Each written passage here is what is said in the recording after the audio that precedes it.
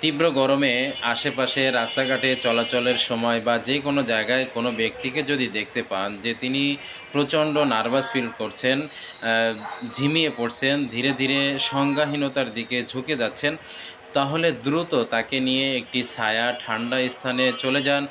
যতটুকু সম্ভব তার গায়ের জামা কাপড় খুলে ফেলুন, প্রচুর বাতাস করুন এবং প্রয়োজনে ঠান্ডা পানি দিয়ে তার গা মুছে ফেলেন এবং প্রয়োজনে তাকে গোসল করিয়ে দিন। এটা হচ্ছে হিট স্ট্রোকের লক্ষণ এবং চিকিৎসা বললাম। আপনার একটু সচেতনতা একটি প্রাণকে বাঁচিয়ে দিতে পারে।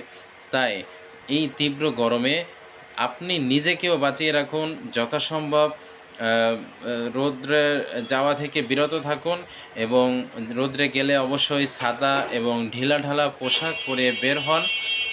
প্রচুর পরিমাণে পানি পান করুন এবং বিপদ-আপদ থেকে মুক্ত থাকুন। আসসালামু আলাইকুম। ভালো